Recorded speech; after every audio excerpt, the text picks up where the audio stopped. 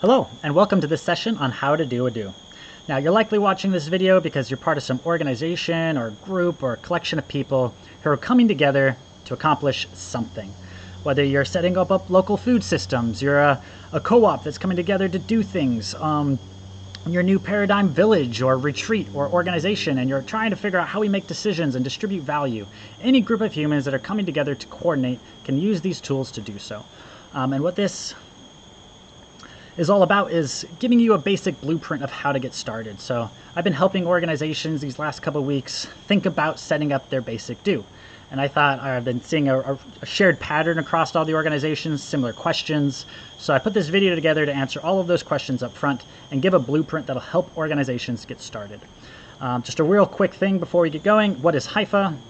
Hypha is an organization that's focused on building new organizations and economic systems because humanity's crises are overwhelming right now, and we need different ways to coordinate to be able to take on these challenges and build a more beautiful world, which is all Hypha is about, is we want to build new economic and governance systems for humanity. We start by building organizations and helping those organizations network into a new type of economic system so we can build new type of civilizations. It's really important that we build new type of economic and governance systems so that we can shift out of the old paradigms that are destroying our world and into new ones. What does Hypha actually mean? Hypha is the little hairs, like these little filaments here you see here, at the end of the mycelial network that helps healthy ecosystems coordinate. So that's what Hypha as an organization is all about, is helping these ecosystems coordinate through providing tools that more effectively help us do so, which is what we're going to be getting into in this video. All right, so you want to make a DAO. These are all the questions you're probably asking. How do we organize? How do we reward each other? How do we decide? So what I'm going to go over in this video is some of the best practices we've learned over the last couple of years. So we're going to get into organization structure, roles, circles, badges. These are all borrowed from Sociocracy, Holacracy, and some really prominent organization styles that are showing a lot of promise today. How do we reward each other? So we're going to get into pie splitting, which is how do we distribute ownership. We're going to get into governance and voice and salary bands and how we might think about how we distribute value. And then the last one is how do we decide, which is governance. So different voting styles, get into what quorum and support mean, and how you can make a decision within your organization and get started. All of this is helping you get ready to sail. So there's 4 major things I would like you to be able to walk away with today. One is the salary bands, an idea of what you might pay each other for contributing to your cause and your organization. So what do founders get? What do the core team and members? What do investors get? All of that stuff. Some of the initial roles that you might need in your organization. Some basic organization and circle design, give you a concept and idea of what that actually means, all so you can launch and grow and get going. The main idea here is we don't want to let perfection get in the way of good enough for now. We want to give you a basic blueprint to get started so you can go and start serving your mission and vision and do all the beautiful things and all the epic stuff you're trying to do in the world, and not let these governance and economic systems bog you down for years or cause a lot of tensions because they don't exist. That's the other thing I've been seeing a lot of groups do, is they don't want to get bogged down by the organization and governance strategy. So even though they want to build a new paradigm organization, they just default to the traditional pyramid structure because that's what they know and that's what came most easy to them. So we want to help you be able to step out of that pattern without it dominating your life and taking too much of your time and being a distraction. So that's actually what Hypha did. For the last 4 years, we've been getting really distracted. One of our purposes is building technology, but the other thing we probably spent most time on is governance, organization, how we decide, all these meta questions to come up with a framework that's helpful for us, and we want to pass that information and wisdom on to you so that maybe you can benefit from it. All right, let's keep going. So what is the DAO? The DAO is a tool for coordinating more effectively. So we call it coordination as a service. So how does it set apart from other DAOs in the whole Web3 space, and why we didn't use those DAOs when we got started? Because we didn't get started to build DAOs. We got started to build a new economic system. We were working on seeds. But after a while, we needed to figure out how are we coordinating. So we ended up building our own DAO system because there's no existing tools that were good enough for us. One of the big reasons why is because currently there's very few, I haven't seen any other ones, that are doing fee-free on-chain governance. So governance is actually happening on-chain, that's actually decentralized and transparent and immutable, and you're not having to pay to do it. We didn't like the idea of having to pay money or having people have to pay money in order to participate in governance. So everything in Hypha on-chain is fee-free, which is really important. Second thing that was really important for us is treasury management. We had some funds. We needed to make sure that they were secured. We didn't have a bank account. We didn't have a legal entity.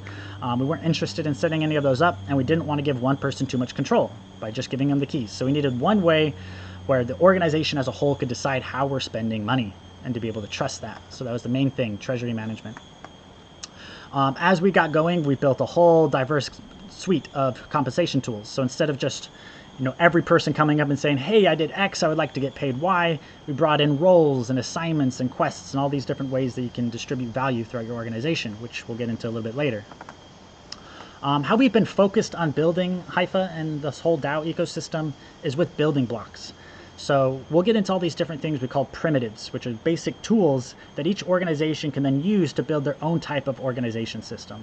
So what Hypha has been doing is building this suite that with all of these different primitives and knobs and switches that they can turn to build their own type of organization and governance system that meets their needs. So we're not coming in here to prescribe and say this is how things ought to happen. We're coming in here to say these are the tools that you have at your disposal to build your own type of economic systems and governance systems for your community to best meet your needs. You could pause this and you can read some more here if you'd like to, but I'm going to keep going. So this is what the new DO is actually going to look like. So I'm just giving you an idea of the new layout, how it feels, and at the end of this video I'm going to go into the current DAO DO and actually show you what it looks like and how it works. But this is giving you an idea of what it would look like. So you get a good idea of what's happening in your organization as a quick snapshot. You have a news feed and all this fun stuff. Okay, moving on. So this is what voting would actually look like. It'll tell you the voting parameters up here. Unity. Unity is how much need to be in support of something in order for it to pass. And these are knobs that each organization can design themselves. We'll get into that in a bit. And also quorum, which is a minimum number of members or voice in your organization that need to vote on something in order for it to pass. So a support level, kind of. And then you can look at all the different proposals. You can see the quorum, you can see the unity, and what it looks like here. So that's kind of the proposal dashboard. This is a proposal details. And this is where it starts getting really interesting, is the different types of tokens that Hypha offers. So a lot of the DAOs in the space today, they have one token for governance and for value capture. So the same token that's used for voting is the same token that you can go and buy on exchanges.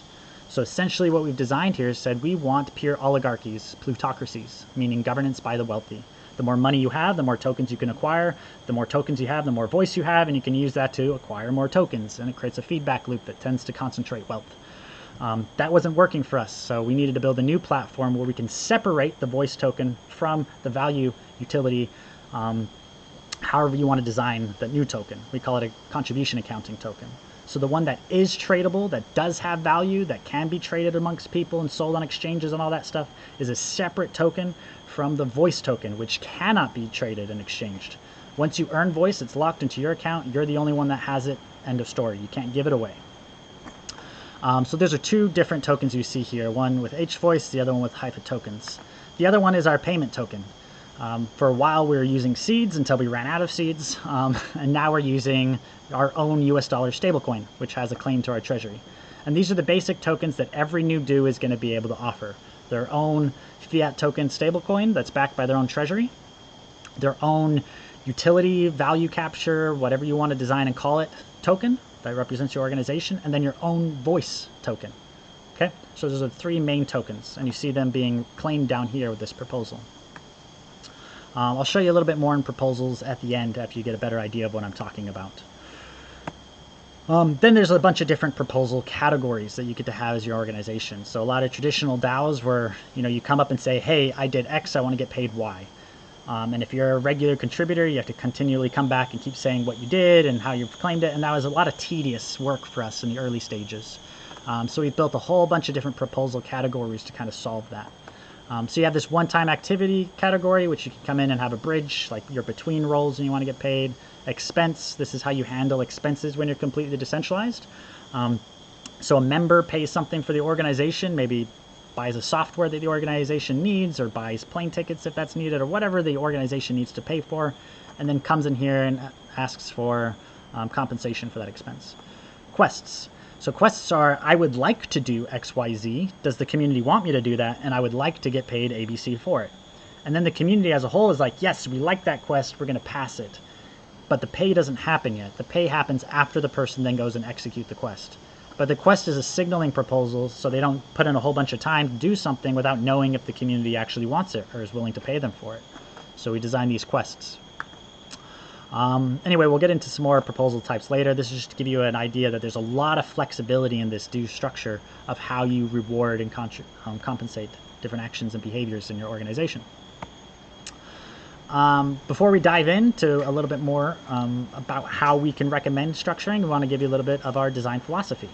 One being transparent organizations. So it's the big part of the D in do, is that they're decentralized, they're transparent. People can see everything that's happening within the organization. So things like salary, of how much people are getting paid, you can't hide that. You know, traditional organizations solve that inequality by no one talking about it. They create cultures where you're not supposed to ask how much gets paid, how much someone gets paid. Nobody knows how much anyone else is getting paid. And it's a very, you know, competitive environment because of that. But we don't have that luxury, which is a benefit here, a feature. So we have to design our organizations with a different philosophy where we have to have objective reasoning why someone's getting paid something, because everyone can see how much they're getting paid. They're going to ask that question, right? You can't hide that.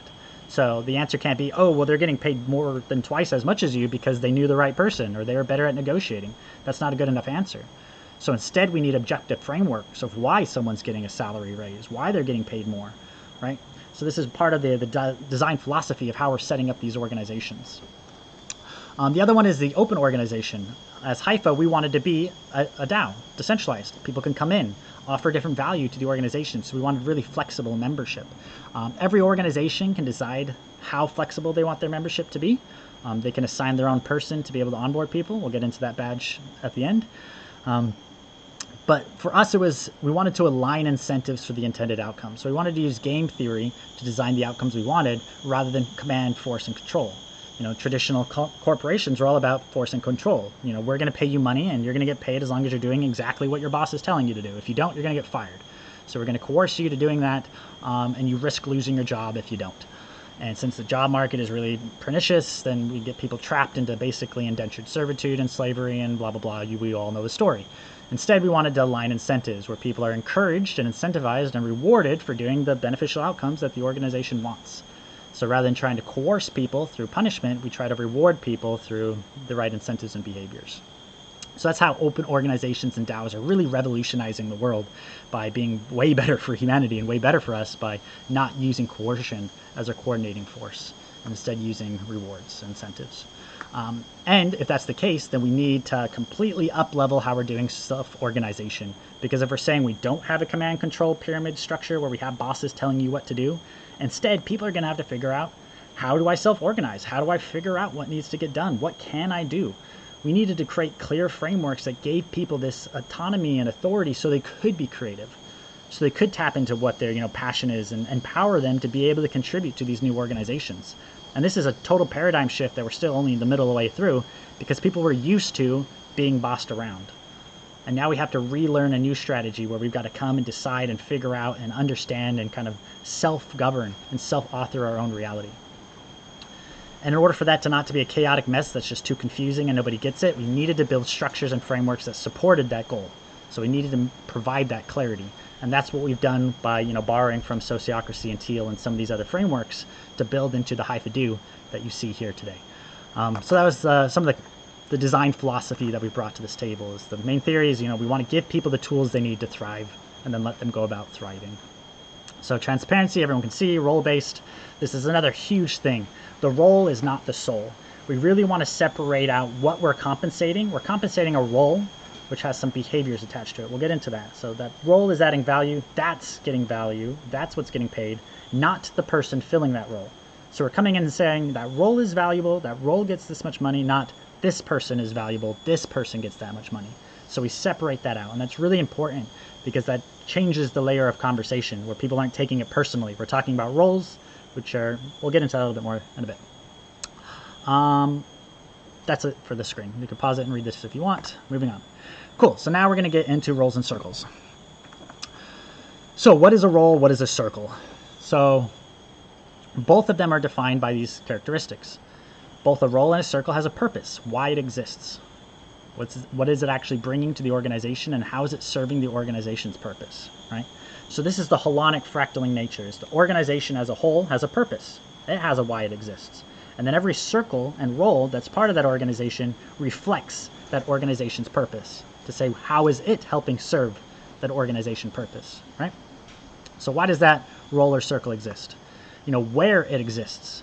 So is that role part of this circle, right? Accountability, what can be expected of it?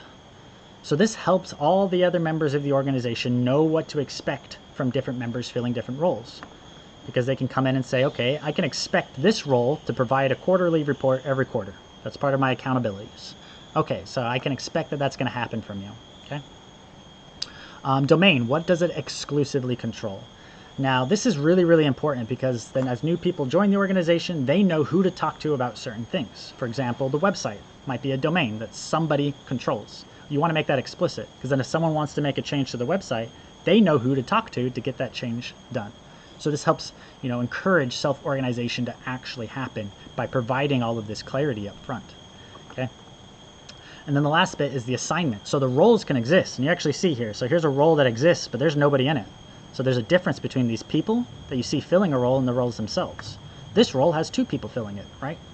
So this is a real big difference between the role being a person and people filling roles. So in this little very basic example, we only have 3 team members, right? But we have 3 different circles, and each team member is filling multiple roles across the organization, right? So then each role can have a really clear boundary for it. So you have this guy, he's in 1, 2, 3 different roles, right? But each role has its own domain. What is it doing? What's it accountable for? But he's accountable for a lot, because there's only 3 people in this organization. They're all probably founder types. They're doing a lot to make this organization work, right? And this is all being captured here. So then when a 4th person joins the team, they get to show up and be like, okay, what's she doing? What is she up to? I can click on her role. I can see what she's actually doing. Awesome. The other thing you see here is every organization starts off with this anchor circle. It's the foundational core circle. So this is where you start, and then you grow into more circles as you need to. So, your anchor circle might have 1 person and 1 role doing marketing, but then 4 more people join to do marketing. Okay, so now you set up a marketing circle where you have 3 different roles that those 4 different people are filling, etc. So this is just how you scale by adding more circles, more roles. And you can infinitely scale down too. What you see here is within this subcircle of the anchor circle, there's another subcircle. And within that, there's another subcircle. And there's a role in that subcircle. So you can infinitely scale down by adding new circles of teams. So this is how organizations can scale in either direction infinitely, while still having small agile teams that make up these circles and providing that clarity through roles. What you see here with this lamplighter thing, this is the connection that connects every new circle with the anchor circle. Right, so every new circle that's formed, you want to have someone be, we call them lamplighters, we borrowed that from Burning Man, but you can call them whatever you want. They're traditionally called links. And these are people that just link circles together. And there's a badge for that in the DO, so you can see who's holding this role and what they're doing. So this way you can have one meeting in the center that has all of these links, all these lamplighters, and they're the ones that are able to percolate information out throughout the rest of the organization. Okay, so this is the very basic concept, and we would say just get started with this. Don't try to figure everything out, you know, holacracy, sociocracy, some of these frameworks, they're very complex. But just getting this basic structure in place to grow from is going to help you avoid, you know, defaulting to the pyramid structure if you don't want that. So I'd say start off with an anchor circle, just get really clear on the roles that each people are bringing. And again, if they're bringing a founder role, great, just make that explicit. Say this is founder role, they're doing a whole bunch of different stuff, awesome. Because then when a new person shows up, they're like, cool, we have 3 people playing that founder role. Got it, now I understand their founder types, and now I know where I fit into this picture. Rather than that just being something that's actually happening and you put a, you know, a superficial lens on what you want to happen. So what I really, really recommend here is create the structure based on the reality of how the organization is currently working, not on what you want it to be. So if someone's playing a founder type role, great, make that a founder type role. Just make it explicit what's happening. You know, don't try to overcomplicate things. Cool. this is how you go and, actually request compensation. You can pause this and read this out, and I'm going to get into the do what this actually looks like, but I was showing you before. So this is one of the application forms. At the top, you put in there why, what value you're bringing to the community. We use OKRs, but every organization can use whatever they want. OKRs are objectives and key results. You get to say, what is my objective, and what are my key results that let you know if I've met that objective or not. And this gives the whole community a way of measuring, are people being effective at adding value to the community? And this is how people are assessing each other and how they're voting, right? So you can come in and say, why does the org need what you're offering? Why are you the person to do it? What the community could expect from you. And you put all of this in your application form for applying to either a role or a quest or making a contribution. These are all important for the community to know in order for them to have the information they need to be able to vote for you to say, do we want to create with you? Do we want to play with you? Do we want to give you this payout? So that's the next box here, is you get to put in how much you want to be compensated for bringing value to the community. And you put it in a US dollar amount. But, and I'll actually walk you through this at the end. So I'm not going to get into too much detail about this, but in short form, you put in the payout you want. It gives you all the different tokens where you're earning voice, your utility token, and you're actually earning part of your treasury, etc. And then you put in the contribution dates. So when are you starting? When are you ending? What we've done is every assignment, every badge has an expiration date attached to it. Because what we've found is it's a lot easier for an organization that's decentralized and using voting like this to not say yes to something than it is to say no to something, because no causes a lot of contention and frustration. Some people don't like to do it. Yes, in a perfect world, people are saying no if they're thinking no. But in the reality of what we've experienced these last 4 years is that doesn't necessarily happen, because some people just don't feel like getting into an argument or causing tension. So what we've done is to say everything expires. So that's requiring that the organization renews itself. This also means you don't have to have a role that's going in there and trying to find stuff that no longer exists anymore. Maybe someone was filling a role and they just decided not to show up anymore. They've disappeared. Like, if that was the case and nothing expired, they could be continually getting paid out indefinitely. So it needs an expiration date. Otherwise, it would need someone to come in there and be like, oh yeah, Bob hasn't showed up to work in the last, 3 years. We should, actually put up a proposal to stop that from paying him out. So what we've done is we've set a 3-month expiration date, but every org can set their own. So we're saying the maximum you can hold an assignment for is 3 months. And then every 3 months, the community needs to re-agree to continue to create with you. From a legal point of view, this is also really great because we don't have any employees. Everyone is a short-term contractor, which means everyone's, taking care of their own taxes and their own benefits and all of that extra stuff. Also, we didn't have a legal entity to have, technical employees. So what we're saying is everyone's putting together a contract where we're saying this is what you're getting paid, this is how much you're working, or how long you're working for, and this is what you're doing during that period. And this is basically the basic agreement that every member is coming to the do with. All right, so this is where we want to try to simplify things dramatically for groups. This is the process we went through. At the very beginning, we had people just put in whatever salary they felt was right or appropriate. And what we ended up finding, or at least this was my interpretation, is it had a lot more to do with, ego of what someone thought that they were worth, more so than it had to do with the value of that role or how much value that role was bringing to the organization. So we're bringing in a lot of like old world, energy into this new paradigm, and it got mucky and weird, and it was a lot of contention. It was gross. We also tried doing, fair market value rates for roles. We said, okay, like you're doing this role that's similar to these, old world jobs. Like, let's take an average of their pay. I mean, it was very complex and it took a lot of time, and it really didn't reach optimal outcomes. So instead, what we evolved to is this idea of salary bands. And it's not a new idea, although the big tech companies do salary bands. But the idea is that a role is then attached to a certain level of complexity. How complex is that role in order for that role to be able to get accomplished? And we have 7 different layers of complexity. And at the end of this, you can look at the Hypha Handbook where we get into this in more detail and explain our rationalization and thinking. And you can copy that, you can fork it, you can modify it, you can learn from what we've done, make adjustments for your own cultural context. That's really what we're trying to encourage here, is to, we've been at this for 4 years. We've learned a lot. We want you to take what we've learned, build on it, improve it, make it your own. And selfishly, we might be able to benefit from you as you come up with really cool processes and strategies for how to do it better. So that's really the way that this could synergize as an ecosystem, and we can have a lot of fun together. So either way, getting back into this, bands helped us a lot. We said band 1 has this level of complexity. It's got this level of technical or organizational complexity, what's required in order to actually do that role. You know, how much responsibility and accountability is this role taking on? And then we're going to assign that a band so that we have an objective metric for this role is this level of objective complexity, and you're either doing it or you're not.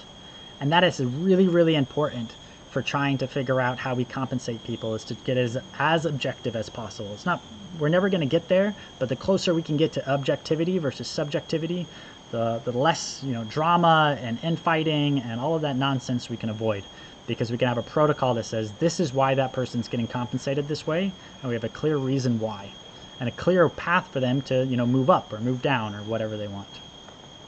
Our thinking is the more complex something is, the more mind share it takes up, the more dedicated you have to be, the more skills you have to have, which all relate to saying we're going to compensate you more if you're bringing more to the table, right?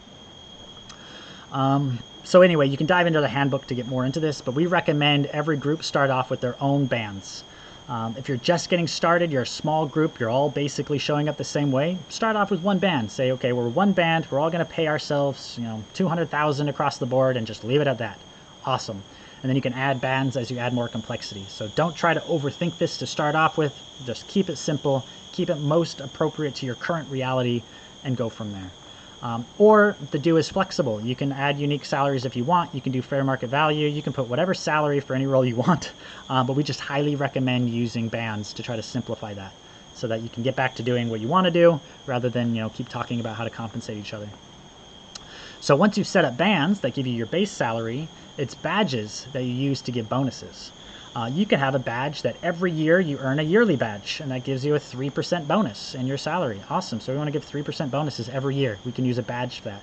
We want to say, let's give badges to experts. Okay, so if you've attended this course or workshop, you get to earn this badge, and if you've earned this badge, you get a 2% bonus, or whatever it is. So badges are how we can then give multipliers to the salary, or to the voice distribution. So badges can also give more voice to certain members who have done certain things. So badges are then attached to the member, while salary bands are attached to the role that member is filling, right? And there's a very big difference, because we're saying this role is bringing this much value to the organization, okay? And an individual can then step into that role, and they bring all the badges that are attached to that individual, right? So the individual has earned that 3x multiplier for being there for 3 years or whatever it is. So that's how we kind of separate that. Salaries are attached to roles, badges are attached to people, and those are the two tools that we give within an organization to come up with all number of compensation strategies you want to come up with. The final piece that we have to tweak all of this is commitment level. So to walk someone through, they show up, they pick their role is a band 2, so maybe they're getting, you know, $90,000 a year or whatever. They have a badge that give them a 5% bonus, cool. But their commitment level, they're only showing up half time, so they're only at 50%. So it's going to cut their salary in half and pay them half, right? Or they're just dabbing in this, they're going to get 10% or 100%. So the commitment level slider is able to, you know, capture how committed someone is to the organization, whether they're full-time, part-time, whatever. And the commitment slider is something that we use for vacation. When anyone wants to take time off, they just slide their commitment level down to 0 and they step away. You know, and people are doing that literally all the time, and it's a really flexible organization because it's really cool. We don't have vacation hours. We don't have any of that. If you're showing up, you know, put your commitment level to what % you're showing up. If you've stepped away, slide it down. If you want to come in more, you can bring it back up. And it gives that flexibility for people to do that.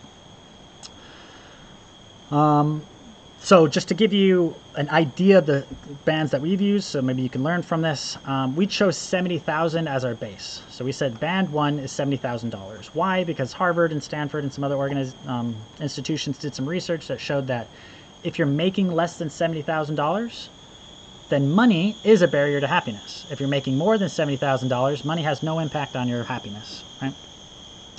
And we think that's really important. If someone's working full-time for this organization, like, money shouldn't be a barrier to them being able to meet their needs and to be able to be happy and to thrive on this world, right?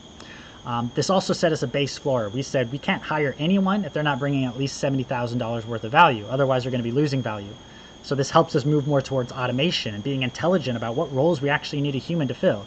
Like, we don't need to bring in humans to do busy work that we would only pay a couple dollars an hour for. Like, That's just bringing in. A lot of this is my own judgment, so I'm actually going to stop there. So we started off with 70,000 as the base level. We chose 130 as our median, so that's our fourth band. And 130,000 was because if everyone in the U.S. took home the same salary, the average would be 130K. So we said, cool, that is our average salary too, which then put 190,000 as our seventh band. And each band changes 20,000 each. So anyway, this is just the logic that we put into this, but we really encourage every organization to come up with their own logic for their own context and culture that makes sense for them, their cost of living and all that stuff. So anyway, bands are something that could dramatically simplify how you're doing salaries. So my recommendation is to figure out the minimum number of bands you need as an organization, attach a number to that, and then have that be equal and transparent across the board. And try to make it objective as possible. And you can see what Hypha did to try to get to that point, to say, what does it mean to actually be in this band or not? Okay. So yeah, that was a whole lot unpacked there, but just to give you some thinking.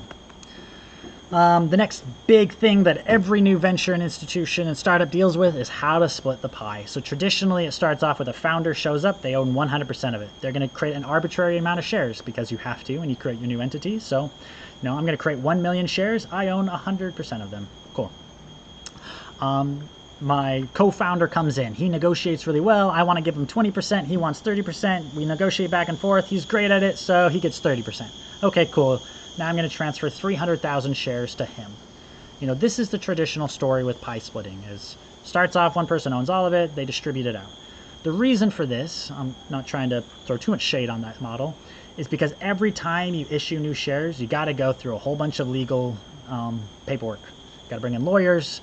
It's a lot of time and energy with issuing shares, so you don't want to do it often. You want to make that agreement once and say, cool, you got 30%, let's get back to work. You don't want to continue to go back there and renegotiate the percentage of the ownership of the company that you have. So this is one of the major evolutions that the DAOs and dues and tokens are bringing to the world, because you do have that flexibility. Now issuing and distributing a new share is as simple as passing a proposal that's asking for new shares. So we don't have to follow that traditional model where someone owns 100% of some arbitrary amount of tokens to begin with. Instead, we say, this is what Hypha did, and any DAO can do it their own way. You can issue an arbitrary amount of tokens and make it a max if you want. You can do whatever you want. But what we recommend is that you start off with 0 tokens. And then when anyone makes a contribution, you mint tokens and give it to them. So the organization starts off with 0. A founder that's been working on an idea for years, they're really genius or whatever, they come in and say, hey, I'm bringing intellectual property worth $500,000. That's my initial contribution. Great. So you mint $500,000 and you give it to that, or 500,000 tokens, and you give it to that person. Cool. So now 500,000 tokens exist, and this organization is said to own $500,000 of intellectual property. All right. Then an investor comes in and says, I'm going to give, $1 million worth of dollars. So we mint 1 million tokens, we send it to that new person, and we put $1 million in a bank account. Actually, let's use Bitcoin because it's simpler. So we put $1 million worth of Bitcoin in a Bitcoin wallet. Awesome. So now this organization controls 1 million in Bitcoin and 500,000 worth of intellectual property, and there's $1.5 million or 1.5 million tokens in existence. Sorry for the confusion. So this is how the contribution accounting is then tracked. Then someone else comes in and they're like, all right, I'm going to be a founder and I want to work for $300,000 a year, but I'm not going to take any cash up front because I want to take it all in equity. Great. So every week that they're working, they're issued and generated new tokens. And then after a year, that person's owning 300,000 tokens. That investor has 1 million tokens. That person that brought the intellectual property and did nothing else, they have 500,000 tokens, etc., etc. So this process goes on to actually capture all of the value that's coming into the organization and then issue equity back out to people who aren't getting paid up front. So what this allows you to do is then create an organization that has an infinite treasury that can do with contribution accounting from the beginning. This is all like a holdup for so many groups to get started on working for something because they're waiting for that organization to have a treasury first to start paying them. But you can actually come in, start issuing tokens, start rewarding people for showing up today, and you can get the ball rolling in a more equitable way. And again, since everything's transparent, we're wanting to build new organizations, this model says, why does that person own 50% of the organization? We're saying, well, he brought 50% of the value. You can see a record of it on chain right here. You can see everything he brought. It's like, oh, cool, great, makes sense, it's clear, I got it. And using this model reduces so much of the infighting and arguments and hours talking and legal. I mean, it just simplifies this process so much easier to come to a fair understanding of how to distribute value by marking it every step of the way. To give you an idea, this is kind of what Hyphas look like. So very few people were part of Hypha at the beginning, and it was kind of concentrated here in a few people's hands. But then over time, as more and more contributions came to the table, it got more and more distributed as the organization matured. And this is what we would see with any organization following this model, is over time it's going to get more and more decentralized, getting more and more of the value of the organization over to the people who are contributing to it, which is what we want. Is we want contributor-owned organizations, not founder, investor-owned organizations, right? So we got rid of the arbitrary pie splitting, and we got into contribution accounting, a much more clear, fair, objective way of distributing ownership of the organization. So this is also one place we've applied a little bit of game theory as far as Hypha is concerned, is we had this deferral concept. And at the very start of Hypha, we said every Hypha token is worth $1 right now. But we're going to say in 6 months' time, we're going to say Hypha tokens are worth, $1.20. And we're going to slowly tip up how much we're valuing one of those tokens. So what this says is when you're coming into the organization early and you're taking on more risk, you're getting a token price for a smaller value than you would if you waited on it. So this game theory is, okay, if I believe in this mission, I believe in this organization, I think it's going to be a success, I want to take as much as possible in the organization token and only take as little as I need in dollars up front and actually use that treasury that the organization's holding. And this is exactly how Hypha worked. We had this mechanic for about 2 years where people are taking very little out of the treasury and they're taking the majority of their tokens. I think our average for the first 2 years was like 85%. We're getting paid out in equity tokens and utility tokens, the Hypha token, right? So this helps really extend the treasury. We were able to go a really long way without having to bring in any significant investors, and we still didn't. We didn't bring in any VC money. We got millions of dollars worth of value added to the organization, built a lot of tools, and we had to raise very few money or very little money in order to make that happen. So this really helps extend the treasury by using some game theory dynamics to help people, get ownership of the organization, but also help it go really far away. Cool. So some legal considerations. First and foremost, Hypha nor I are accountants or lawyers or certified, and this is not legal advice. And ignore all of this. If you do want to talk to a lawyer, you can reach out to us. We know a couple that are doing these, legal entities to DAOs things. It's really cool. It's really cutting edge. But yeah, let's get into this. So instead of having lawyers and paperwork for issuing your, what represents ownership of your enterprise together, you can issue tokens. Much more flexibility, much more dynamic, can be much more true. But we can start now looking at legal entities as a service, which is what you see here. There's a bunch of different legal entity types that are all spinning up, and each one of them might be best suited for your context. Wyoming just launched the Wyoming DAO LLC. This is really cool. We actually set up one of the very first ever back in July. And basically what it says is we have a legal entity now that's pointing to the blockchain to say this is truth. So then if we want to reissue tokens and shares of our Hypha entity, we get to do so by issuing new tokens. Really simple. We don't have to bring lawyers back into the equation, but we get the benefits of both. Now we have a legal entity that's reflecting that, and we can use this token model to much more dynamically give out equity of this company. Really, really awesome being able to have that balance. Maybe you don't want to be a for-profit enterprise. You could set up an unincorporated nonprofit association. You could set up a trust. You could set up a spiritual ministry. There's a whole lot of different legal entities that are being used and employed right now to be that, legal entity as a service interface for decentralized organizations. And it's a really, really cool space. And it kind of shifts the way that we think about employing those, the legal entities. But what we recommend is just get started. You can get started. It could be completely decentralized. Hypha was for many years before we ever set up a legal entity. We recommend, anyone can just basically do the same. But get advice from a lawyer depending on what type of company you're setting up or what type of organization or platform. Okay. So keep going. We're going to get into vote scope. So you can have a different type of voting policy, a different type of voting strategy per treasury. And within one organization, each circle they don't need to, have their own treasury. So then this circle, let's say all of these circles have their own treasury. So this circle could say, well, we use consent in this circle to make decisions. Cool, so they can use consent on-chain voting in order to distribute their treasury. This circle says we use 1 token, 1 vote. So contribution voting, awesome. This person says we use 1 person, 1 vote. So everyone has the exact same voice. Awesome. All of this becomes possible within a DAO, where each circle can set up their own voting strategy within the whole organization. And what's cool here is then we can work towards more experiments. As one circle figures out a voting strategy that really works, the whole org could be like, yeah, we really like that. That works well. Let's adopt that for an organization voting strategy, right? But each context where there's a treasury and there's decisions needing to be made, that context can have their own decision-making happening within that context, which we're going to get into what those decisions are. I'll come back to this in a second. Actually, we'll start here. So what requires a vote? There's 2 primary ways of looking at this. There's structural votes, the things the organization owns. So these are organization assets, right? So a role, for example, is an organization asset. The role or the organization owns the role. Members don't own roles, right? So the organization as a whole, anyone in the organization can come up and say, I want to make an edit to that role. I want to make a new role. I want to delete that role, whatever, and make proposals to do those things, right? So the role applies to the organization. Same thing as a circle or badges that people can apply for, or policies and protocols and code changes. All of these are proposals that affect the whole organization, right? So these are owned by the whole. All of these require an organization vote. So individual circles aren't going to be able to make a decision to change the policy and protocol of the whole organization, right? Individual circle can't make a proposal to add a new circle unless they're making a sub-circle within their circle, right?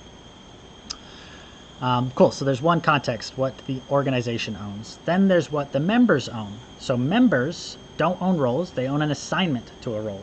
Or a member saying, I'm part of that role for the next 3 months. That's something a member owns and that's what's paying that member. Members can come in and say, I own an assignment to a badge. I don't own that badge is not mine. I am assigned that badge for this period of time. Okay, so members own assignments to roles and badges. Members can own quests if they're a part of it. So if they're part of that quest, that's their quest that they're a part of at that time and they're getting paid out for it. You know, members make investment proposals. They put up a proposal to say, hey, you know, I want to invest 1 million Bitcoins, you know, into this new endeavor. I want to invest 1 billion seeds or whatever it is. They make a proposal, then the organization's like, yep, they vote on that, and then they can be issued tokens, right? Or expenses, you know, all this stuff. So this is the stuff the member owns, right? So this is just giving you a context, what needs to get voted on. So what you don't see here is day-to-day decisions, operational decisions. You don't see a proposal where the person dealing with social media needs to come and ask the whole if they should run a new social media strategy. They don't need to. They would only need to if there's a new expense. So they might come up and say, hey, I want to run a social media strategy and it's going to cost another $100,000. Cool. Then they put up a proposal saying they have a $100,000 expense. But if it doesn't cost anything extra to do that, they don't need to ask permission. So what we've done is we've empowered the individual filling roles to do everything they need, make all the decisions they need all on their own. They don't have to come back and ask permission from the org on how to execute their role, right? They only need to ask permission if it's going to take organization assets to do so, if it needs to cost more money or whatever. So what we see here is probably, if I'm putting a random number out there, 80%, probably more, of decisions that have been made within Hypha aren't on-chain. These are things that are just day-to-day decisions. How do we execute my role? I didn't have to ask anyone permission to make this video, right? I didn't have to put up a vote saying, do we want to have this video made and pay me $100 to do it? You know, I am in a role, an assignment that's meant to be creating this type of content. So I'm choosing to make this all on my own. And this is the type of environment of self-organization that these organization styles can foster, right?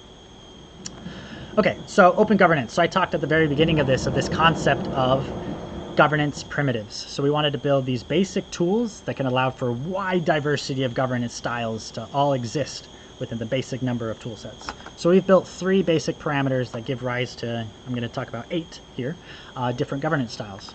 And the 3 different parameters are voice token variance. So this is how much voice variance there is between token holders. At the low end, every person owns 1 token. So it's 1 person, 1 vote. So that's no voice variance. Everyone has the same. And then you have at the high end, you know, 1 person owns all the voice and the rest of the 99 people own hardly anything at all. So that's the extremes of, you know, what's the variance between voice token ownership in your organization. The second one is quorum. How many people need to vote on a proposal in order for it to pass? So you get to set what percentage that is. On the last one is unity. How many people need to be in favor or against that proposal in order for it to pass? So we'll start off here. Classic democracy. One person, one vote. The quorum, let's say it's 20%. And the unity is 50. If it gets more than 50%, it passes. This is, classic democracy voting that we all know about. If it gets more than 50, cool, they win. There's a lot of things broken with this, but a lot of people then misinterpret the concept of voting, expressing your opinion, with the classic democratic systems and think all voting is broken. But I'm coming here to say all of this is different voting styles, and we can have an infinite array of different governance outcomes while still using the action of voting. So anyway, classic democracy. If you want to use that, great. Highly recommend against it, but hey, that's my opinions. Then you have consent. And consent is that nobody's blocking it. So then how do you set that up? Well, consent could be high voice token variance, but very likely if nobody's blocking it, you want to have a really low variance. So most people have basically the same opinion. Very low quorum. It doesn't need to take a lot of people supporting it to pass. All you need is that nobody votes against it. So you have 100% unity. As long as nobody comes in there and blocks it, it's going to pass. So that's consent voting. And you could set that up by having low quorum, really high or 100% unity, whatever voice token variance you want. Consensus, similar. Voice token variance could be across the board, but very likely you really want low variance in order to really embody the ethos of consensus. But consensus is where everyone agrees. So if you want everyone to agree on something for it to pass, then you set your quorum at 100%. Everyone needs to vote, and everyone needs to be in favor of it in order for it to pass. So you can run consensus. You could run this distributed voice, which is what Hypha does. Hypha actually says we want 20% quorum, and we want 80% unity. We think 50% is completely broken, because if 20% of the voting within Hypha is saying something's not a good idea, it probably isn't, and there's some flaw that we need to upgrade in order to make a better decision. So we set a pretty high unity and recommend others do the same, because that's going to be able to capture more wisdom. You don't want it to be too high unless you're going for consent or consensus, where it's really easy to block stuff. But also this depends on how open your organization is. If you have really tight boundaries within your circle where there's a really clear membership and it's really, really easy, and you know all the people that are holding voice, consensus and consent make a lot more sense, and they could be employed. But if you have a really loose and open and decentralized organization where anyone can show up, add voice, and weigh in on decisions, you probably don't want this, because you can have a troll stopping things from moving forward, right? So anyway, so this is where distributed voice comes in. You can use your unity. You probably don't want to go lower than 50% for something to pass. That is kind of a little bit backwards, where more than the majority needs to be against it for it to fail. But hey, up to every organization to design this on their own. Quorum is really important, because this is how many people need to weigh in on something. So this gets into what we've found, and it's probably likely across the board, is people have an easier time not saying yes than they do saying no. And this is where quorum comes in, is it requires that people actually come in and say yes on something, where something can't pass just because nobody said no and nobody stopped it. So depending on how much support you want proposals to have for them to pass, you're going to adjust this quorum.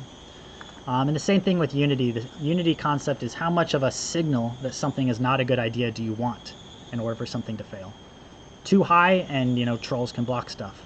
Too low and you're probably not making good decisions. So all of this is up for organizations to tweak and find out that sweet spot that works for them. Let's get into a few more. So we can run oligarchy. You can have governance by a minority, and in some cases this might make a lot of sense. It might be an investment DAO, where it's people putting in a lot of money and they're the ones calling all the shots, and everyone else is just working for them. Cool, they can set that up. They can have really high voice token variance where the investors hold all the voice and everyone else kind of has a small say, but not very significant one.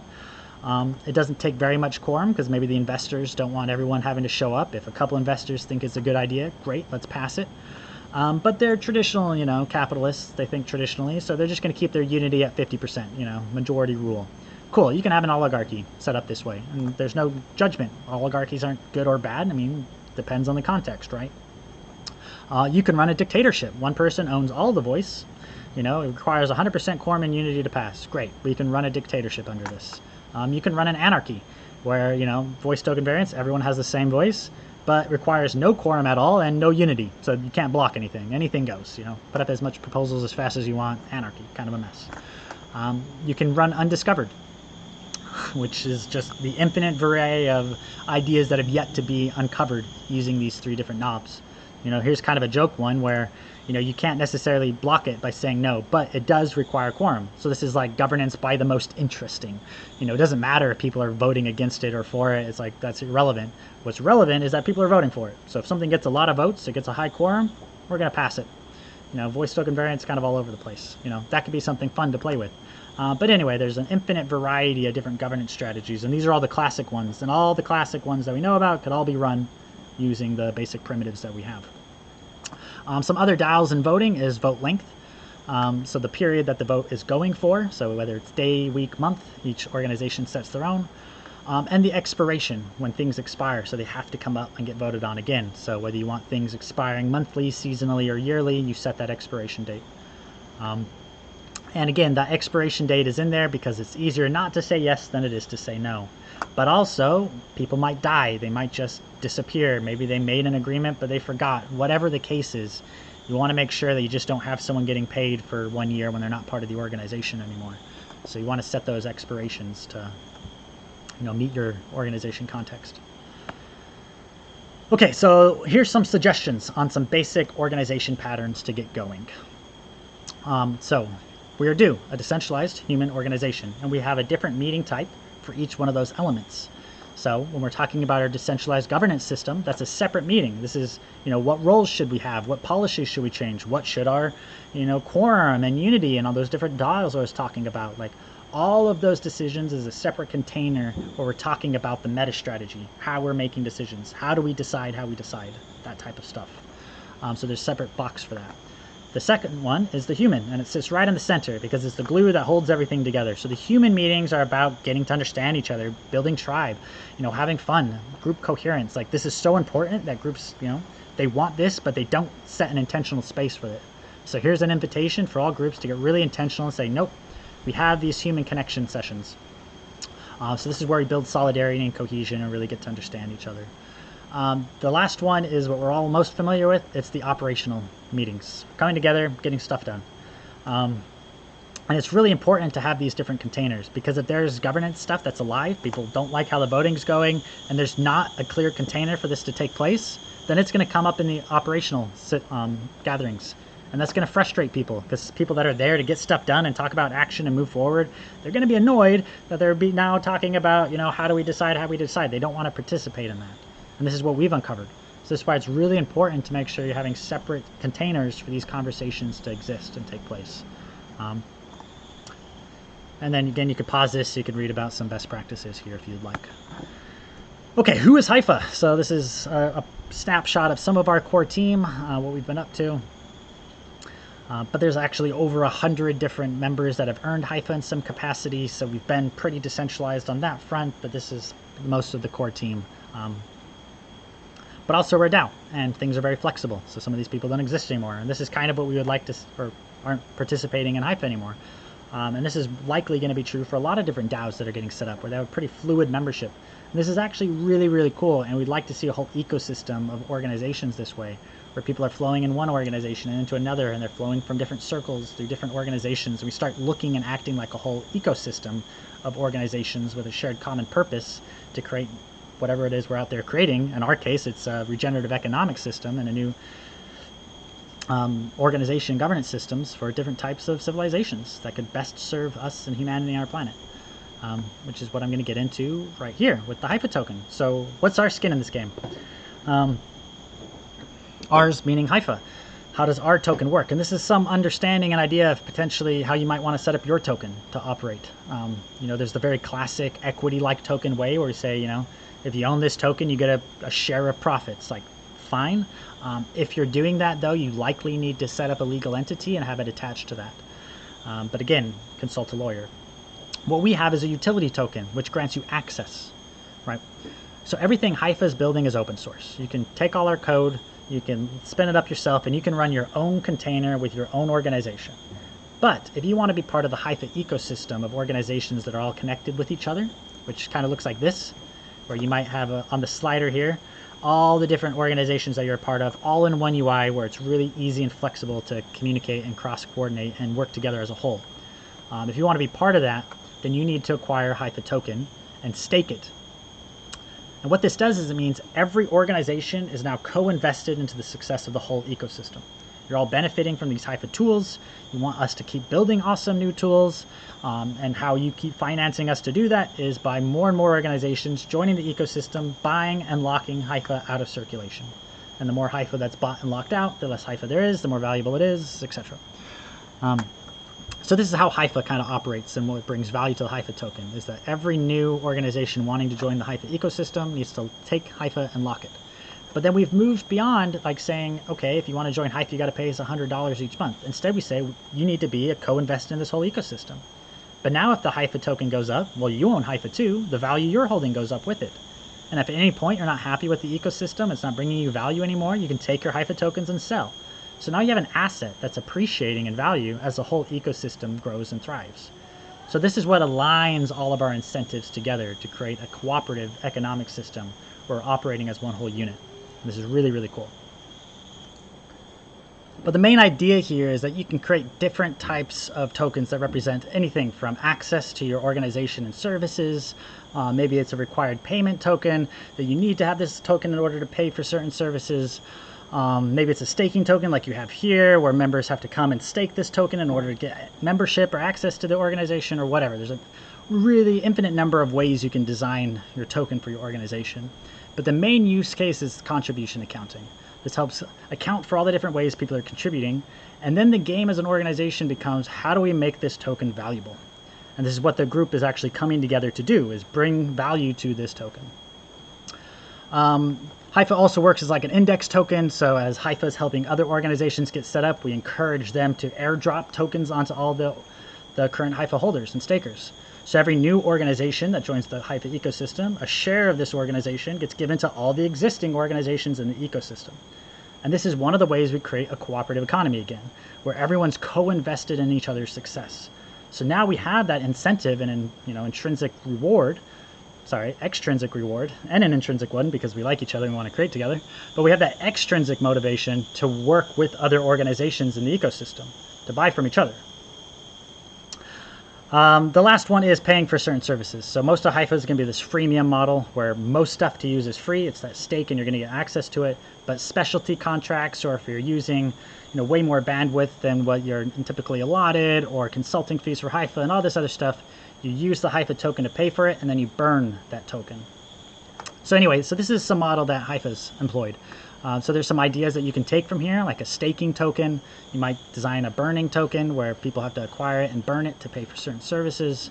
But the general idea that we recommend is just start off having a contribution accounting token and then build in more functionality into that token as you evolve and as you get a clearer understanding of how you can employ that token within your ecosystem.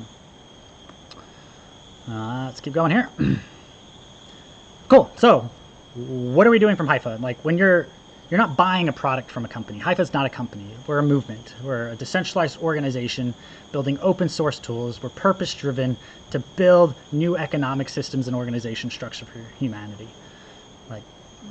So you're not buying a product here. You're joining that movement. And that's why our token looks that way. You're not paying for a service. You're becoming co-invested in this movement to become part of it.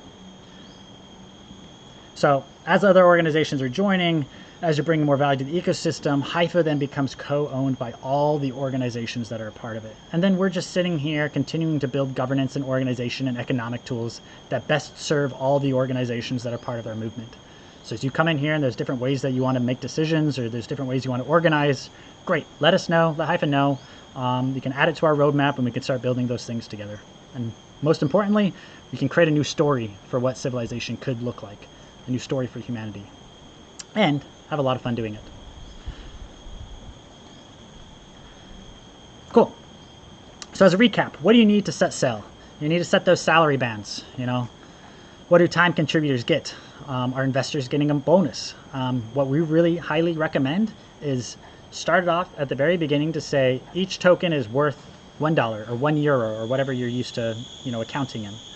And then say, we're going to give a salary. We're going to figure out that salary band and give that salary to all the early founders and core team and members adding time. And we're going to treat it the exact same as what the investors get for putting in dollars. because then that balances the equation. For every dollar that investor didn't have to pay out as a salary is instead going to be going to the person who's taking a token instead of a dollar. So it's balancing it all out. Investors come in, they put in $1 million, they get 1 million tokens. Then those $1 million can be paid out in lieu of paying out another 1 million tokens.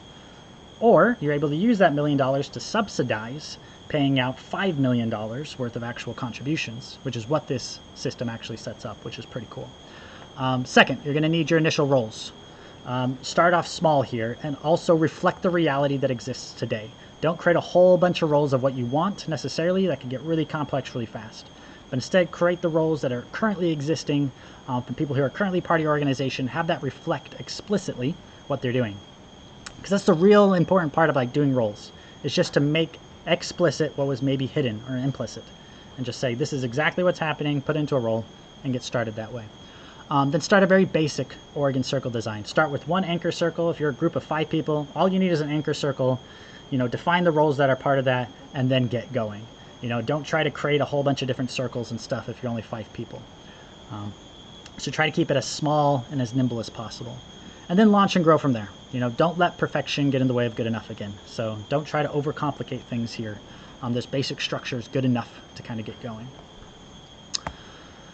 Okay, so this is where we are going to try to help a lot more. So these are all these different tools. You can pull up the deck in the show notes. You can also see links to all these articles and documents. And this is going to give you templates in order to grow from. So the idea is we've been at this for 4 years. We've learned a lot. We've done a lot. We've, you know, fallen in all the pitfalls we could fall into. And we're trying to build templates so you don't have to do the same thing. And I'm seeing that exactly with every organization that I've been talking with. They're asking the same questions we were, right? So what we've done is you can look at our game guide. You know, how do we make decisions as an organization? And then we encourage you to copy and edit it. You don't have to copy what we're doing at all. Just use it to form ideas, delete the stuff that works for you, add in new stuff. But it gives you a place to get started, right? The same thing with our Hypha Handbook. So this is our contributor handbook. It says, you know, how to show up, like what our ethos and policy and vision is, like how do you fill roles, quests, contributions, all of that. It's really in depth and it gives you the kind of the whole story of how you might set up your organization. We have a simple role best practices. What we recommend is if you're already a group of people doing stuff together, but you don't have roles defined, send this roles best practices out to every member and say, okay, you define your own roles.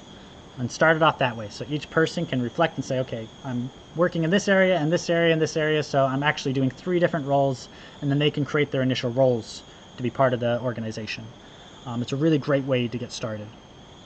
Otherwise, you can copy what Hypha's done, because Hypha started off that way, where everyone was creating their own roles. But then what ended up happening was we had 100 different roles, and people weren't really great at actually separating role and soul. So we ended up having like hundreds of roles that looked like an individual person. And it was kind of messy. So Hypha, and if you go to our handbook, you can learn more about what we did, is we made 5 different role archetypes that actually account for all the different ways you could show up and contribute to really anything. And so far we haven't figured anything that could be outside of this 5. So it's a pretty good model for us. So those 5 archetypes pair with the 7 different complexity bands, those salary bands we were talking about before, 7 fingers, to create 35 different roles. So we figured out like a minimum viable 35 roles that could fit to capture all the different contributions that an organization might need. So you can follow what Hypha did with that 35 model, or go ahead and create all the different roles that you might want and need. But at a very minimum, go check out the Hypha Handbook, go see what we've done, and see if you can't build on that model or learn something from it. Next is we have this template for contribution accounting. Let me actually just go to it real quick. This helps you get started right now. So instead of, you know, coming into a do to kick it off, we actually really recommend you start off using this template. So just come here, make a copy of it, and start, you know, adding your own stuff. These orange areas is what you actually want to edit. Don't edit anything else but what's orange. And then you get to start tweaking. So you can change your salary bands here, you know, instead of 70,000 as your minimum, you know, maybe 50,000 or whatever. Instead of having 7, you know, delete these ones and you only have 4. Whatever. You can modify this as much to your heart's content. And then what you're going to see is it's going to start distributing value. So you can come in here and put all the names of the different contributors, what salary bands they're getting, and then their full-time commitment for each one of the months that they've been part of. So let's say this person's been at 100%, right? And they're making 90,000. Well, they're going to get 7,500 a month. But How much were they paid up front? Well, this person making 7,500, he didn't actually take anything up front. So these are the tokens that he's going to earn. So you can actually fill this out, and then at the side of it, you're going to see the percent org ownership. And this is going to give you a good idea if you did a good job with the pie splitting and with your salary bands and all that. Is you're going to look at this and be like, okay, the percent of org ownership across all our different members makes a lot of sense. It looks good. It feels good. I think we have a good model. If it doesn't look good and it doesn't feel good, you can keep tweaking your model until it looks right. So we have the contributors here. You have the capital investors down here, and you can use this template to try to, track that. The last thing that's really important is this multiplier. We highly recommend this. And that's when you're starting in a venture early on, there's a lot of risk. If you're taking organization tokens, there's a pretty big risk those tokens are going to be worth 0, especially at the very beginning. But as that organization matures, that risk goes down. And you can capture that by giving a month multiplier. So the first month might have a 2x multiplier. The second month might have, a 1.x multiplier, 1.8. Third month might have, a 1.5, etc. So what you're doing here is you're saying to contributors and investors, the earlier you come in, the more you commit up front, the more value you're going to get long term if this works. So this is another one of those game theory components that we employ to bring more value and energy into the ecosystem to kick it off and get it going. This is exactly what Hypha did. And it worked really well for us. So we encourage, use this template, tear it apart, make what you want. You get to assign the dollar value you want your token to be if you want it to be equal to $1, and how much voice tokens people get for every dollar contributed. So tweaking all of this is going to help design your org. So this is what the Hypha Handbook looks like. Again, open it up, tear through it. There's a lot of really good information in here, at least just ideas that might help you understand what you want to set up as an organization. Next is we have our game guide. So why the Hypha Handbook is kind of the operating manual for how to play. The game guide is these are our strict rules, and it's meant to be really short. So it's only 12 pages, and every organization should have something similar. This is our policies, this is how we operate, this is what we've agreed to. And something really clear that every new member showing up, they can read this, they can be like, yep, this is how things work, I get it, and they can start contributing and playing and building with you guys. Cool. Then the final thing I'm going to do to run through you guys today is just a 5-minute overview of the current DO and actually what it looks like. Oh, yeah, let's just start off here. Let's not go to somewhere complicated. So I showed you in the presentation what the DAO or the DO is going to look like with this new release, which is way more beautiful. Actually, let me just do that one more time so you get an idea of, probably what it looks like today. Because by the time you watch this, we'll already have released it. So it's going to be looking like this. Really, really beautiful design. But this is what it currently looks like. So I'll give you a little bit of a rundown to explain a little bit about how this is set up. So when someone first shows here, they can apply for a role. So I want to come in, I want to apply for a role. I can click here. It'll take me to all the roles that exist. And this is what I was talking about with us creating those 35 roles. You actually see them here, where we have storytelling and communicating is a role archetype, and there's 7 of them based on the complexity of how you're storytelling and communicating, or how you're building and developing, etc. So you can learn a little bit more about our archetypes in our handbook. But so then people can come here, they can see all the roles that exist, and they can come here and apply for one. It says, I can click on the role, and it'll tell me what the role is, how much I get paid, how many of those roles exist, and the minimum amount I have to take in Hypha. So this is really cool. Every role you create in your organization, you get to decide how much can be paid up front versus how much has to be taken in your org tokens. So maybe there's something that's really valuable, like you need a developer and you're willing to pay them 100% up front, because you have to have that role. Great, you can put the minimum at 0% and say, we'll pay you 100% in cash if that's what you need. Or you can have another role that's maybe a researcher that's not so vital. Researchers are incredibly vital, but let's just say there's a role that isn't. But it's a nice to have. You can say, okay, well, we'd have this role, but they need to take at least 80% in the organization tokens because we don't want to be a big drain on our treasury. Then you could say this role requires 80% minimum is taken in org tokens. Cool. So that's what that minimum org token is for. Then you have a role cap, how many of these roles exist, and then, of course, you have your salary, what you're going to get paid for filling it. Then when someone comes in to actually apply, they tell all the reasons why people want to vote for them, what they're going to bring, etc., etc.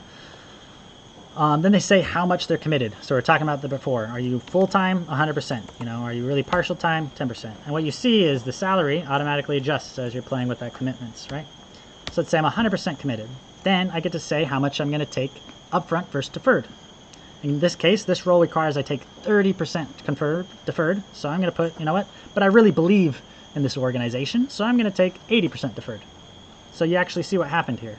When I'm 0% deferred, it's all in dollars. When I move to be deferred, the dollars go down and the token goes up, right? Okay, and then the last thing here, well, you can actually see the month per week that you actually get paid. The last thing here is how long you're in that assignment for, or how long you're applying to be in that assignment for. We set a maximum for 12, but every organization gets to set your own maximum. So we say every assignment is 12 weeks maximum. We want to refresh ourselves every season.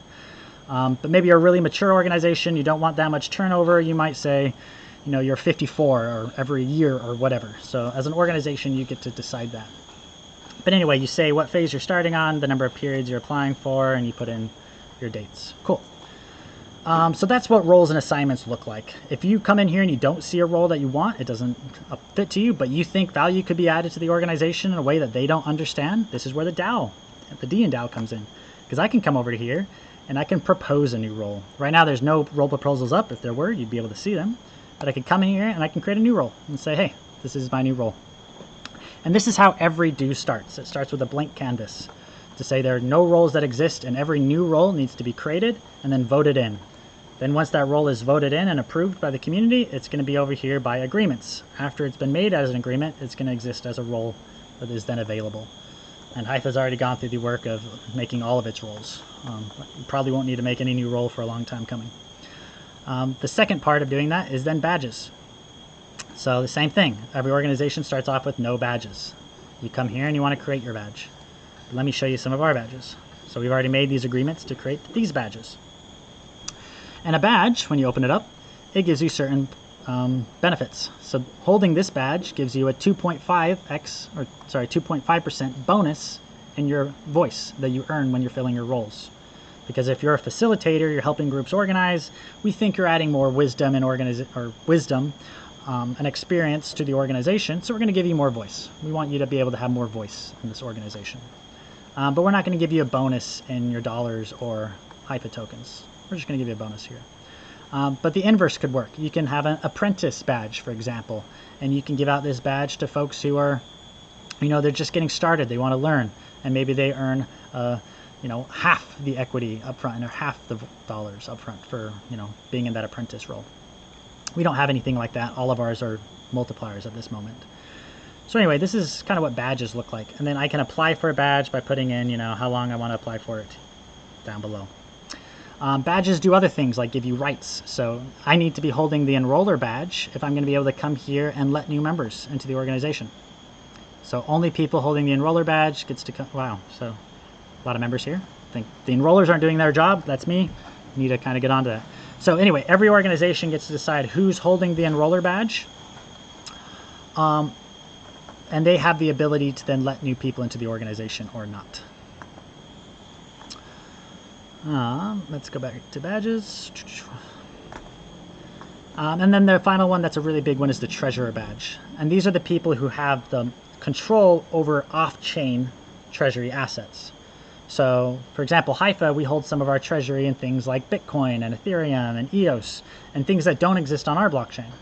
So we have a treasurer badge that then gives rights to a certain number of people to have access over those funds. And that's then governed by this treasury badge.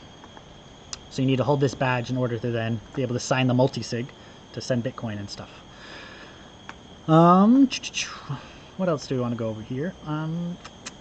Okay, yeah, so you start off with no badges, you create your badges. You start off with no roles, you create your roles. And then after those things are created, people come in here and they make role assignments. And you can see Luke right here, he's making a role assignment to be a Hypha front-end dev holding the building and developing B5 role. And you can see all of his reasoning why up here in the top corner. I know my face is blocking a little bit off. He's saying he's coming in and committing at 80%. He's going to take half deferred. So then this is his weekly salary. This is his monthly salary. And he wants to apply for it for 16 periods in total. So he's extending it for 4 more periods beyond what he's previously applied for it for. Then you can come down here and see all the different people that have voted on it, you know, how they voted. Right now, everyone's yes. What you see here is that the 100% endorsed is green, but the percent voted, the quorum, is red. Right now, not enough people have actually voted on this for it to pass. So it won't pass unless more people come in the next 4 days in order to vote on it. So even though 100% are in favor, more people need to be for it in order for it to actually pass. So then that's how an organization starts. You start off with nothing. You make all of your agreements on what roles and badges should exist. And then everyone comes in and applies for all those roles and assignments to those, all the assignments and badges, right? And then that's how the organization starts kicking itself off. Then you can come in and make contributions. So this is how every investor who's put any capital into Hypha has come in here and done this exact thing. This is a contractor. He doesn't hold a role necessarily, but he's a development agency that we work with. So he's come in here and said, hey, these are all the stuff we've worked on this over this period. This is the pay that we want. So this is how you can contract with agencies and other DAOs and other dues and other organizations, is they can come in here and say, this is the work we've done. We want to get paid X. And then you can pay them out in bulk. Or an investor might come in and say, hey, you know, I've transferred $1 million worth of Bitcoin to the multi-sig treasury. I would like $1 million worth of, you know, the organization's equity tokens. And then the community is like, yep, we like that. We voted up, it issues them tokens. So the contributions is then how everything else that's being, you know, value being added to the organization is captured and added. So this is how a DAO gets started. It starts off blank. Then as anyone adds value to the organization, either through investing, putting in their time, giving assets like land or whatever it is, then comes in here and makes those requests. And then the community then governs how that starts. And again, the voice as well. So how you issue the voice is then going to be all governed here. If you want to be a one person, one voice organization, then you say every member that you decide to let into the organization gets one voice. So when I enroll you, you get one voice. Awesome.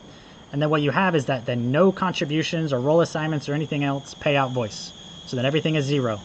So instead of this guy earning 6,500 voice, he's going to earn 0. So no one earns any voice anymore. Everyone holds the same voice in your organization. Or you can then give experts a voice. Someone can come in here and maybe you're not paying them dollars or equity at all. They're just someone you want to be making good decisions because they're a powerful advisor and they don't even want to own anything of it or whatever. They can come in here and say, hey, we're going to give you a whole bunch of voice because we love the decisions that you would be able to make. This could be used for organizations that want to be governing bioregions. They want to give voice to, you know, indigenous elders. And these elders don't want a financial stake because they don't want to have that as, you know, conflicting interests. They just want to be able to make decisions and contribute that way. Cool. You can issue them voice and you don't even have to give them any equity, but I recommend you do anyway. Cool. So that's the basic rundown here. I'm not going to get too complicated because there's some other videos that really get into the nitty-gritty of how a DAO works, but this is how you can get started. I hope this is really helpful. Check out the extra links in the video for more content to dive into all these extra things that we've created. Yeah, I know this was a lot, so feel free to read this again. There's also going to be a link to our Discord where you can hop in there. You can say hello. You can talk about what you're doing, ask any questions. There's a lot of people that are super friendly, and we can have a lot of fun. So I want to close this off by, you know, realigning once again what this is all about, which is right here. And it's really big and beautiful. The whole point of what I'm up to, at least, maybe not everyone in Hypha agrees with me, but certainly what I'm doing here is here to build a new economic system for humanity. A cooperative economy where we're working together, all of our organizations, moving as a whole integrated organization and ecosystem to build new types of civilizations. And these are the tools that allow us to get there. And any type of organization that wants to take part in this movement, come in here, build your organization structure, start making decisions together, and let's have a whole lot of fun. So, thank you for sticking through this. It's been a blast, and I will see you later.